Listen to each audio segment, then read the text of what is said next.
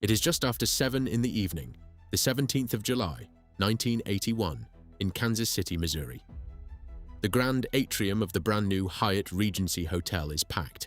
Around 1,600 people at a Friday tea dance, music playing, the crowd spilling across the lobby floor. Above them, suspended from the ceiling on slender steel rods, 2 elevated walkways are lined with guests watching the dance below. A few sharp cracking sounds echo across the atrium. Then the 4th floor walkway drops several inches, pauses, and falls. It crashes onto the 2nd floor walkway directly beneath it, and both plunge together onto the crowd in the lobby. In seconds, tons of concrete, glass, and steel come down on the dance floor.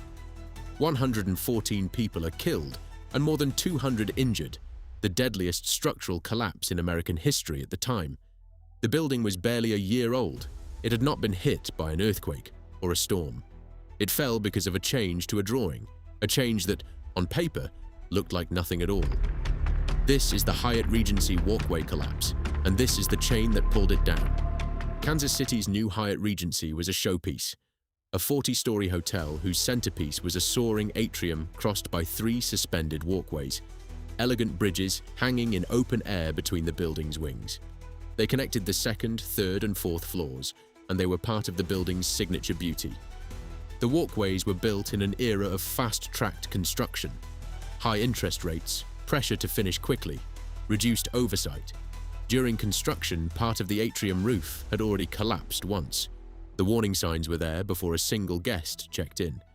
The design looked simple. Long steel rods hanging from the ceiling, passing through the walkways, holding them in the air.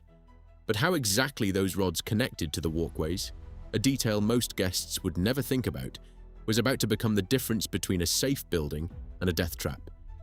The first link was in the original drawings.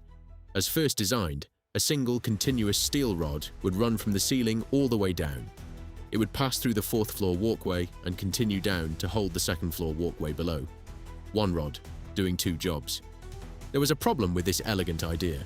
To build it, the entire length of that rod, running through 2 stories of open air, would have to be threaded. A worker would have had to screw a nut up the full length of the rod to reach the 4th floor connection. It was impractical and arguably unsafe to assemble. So the original design, even as drawn, was awkward, and, investigators later found, it didn't actually meet the city's load requirements either. But it had one saving grace. In that single rod design, the 4th floor connection only had to carry the weight of the 4th floor walkway. Hold on to that fact. The second link is about to throw it away. The steel company that was building the walkways, facing that impractical threaded rod, proposed a fix. Instead of one long continuous rod, use 2 shorter ones. One rod would hang from the ceiling and hold the 4th floor walkway. A second separate rod would hang from the 4th floor walkway and hold the 2nd floor walkway below it. It looks almost identical. On the drawing, it is a tiny change, a detail of assembly, but it quietly transformed how weight moved through the structure. In the original, the 4th floor connection carried one walkway. In the new version, that same connection now carried both, the 4th floor walkway plus the entire 2nd floor walkway hanging from it. The load on that single connection had just doubled, and the connection had never been designed for double the load. After the change, it could bear only about 1/3 of what the building code required. The fatal flaw was now baked into the steel. But a change like this is supposed to be checked. The third link is about how it wasn't. Engineering changes are meant to pass back across the structural engineer's desk to be calculated and stamped. This one, by the accounts examined afterward, was communicated and approved without anyone performing the simple calculation that would have revealed the connection was now dangerously overloaded. Investigators focused on a now infamous detail, a telephone call between the steel company and the engineering firm about the change. Who said what and who bore responsibility was disputed for years. But the outcome is not disputed. The revised design carried the engineering firm's review stamp, the mark that says a qualified engineer checked this and it is safe. And yet the simple sum that would have caught the doubled weight was never done. The change looked too minor to recheck. It was the most important number in the building. The third link. This building had already tried to warn everyone. During construction, more than 2,000 square feet of the atrium roof had collapsed when a connection failed. The engineering firm later said it had repeatedly asked to be given a role inspecting the work on site. Those requests, it said, were not taken up, in part to save the cost of having an engineer there. So here was a project where a roof had already come down once, where close structural oversight on site was reduced to save money, and where a major load-bearing change had slipped through without a proper check. The defenses that should have caught the error, independent review, on-site inspection, a second set of eyes, were thin or absent at exactly the wrong moment. The fourth link. The final link was simply opening the walkways to people and then filling them. The Hyatt's atrium became famous for its Friday tea dances, and guests didn't just cross the walkways, they stood on them in crowds to watch the dancing below. The elevated bridges became balconies. On the night of July 17th, dozens of people stood on the fourth-floor walkway, with more on the second-floor walkway directly beneath. Every one of them was now hanging from a joint, built to carry only a third of the weight it should have. That joint had been quietly overloaded by a change no one had checked, on a building that had already dropped a roof once. Nobody on those walkways knew any of this. They heard a few cracks, and then the chain that had been completed 2 years earlier, on a drawing, finished itself.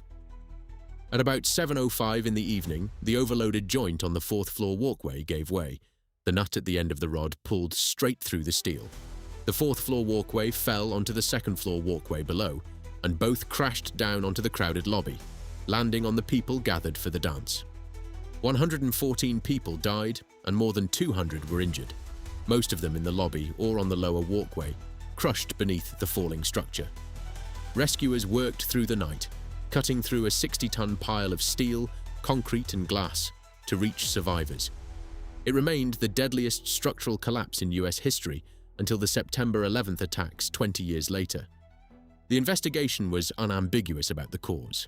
The connections failed because a design change had doubled their load, leaving them able to bear only a fraction of what the code demanded. The engineers of record were found guilty of gross negligence and misconduct in the practice of engineering and lost their licenses, though they were cleared of criminal charges. The case reshaped how the profession handles design changes and shop drawings, and it is now taught in nearly every engineering school in America. And again, there is no single villain.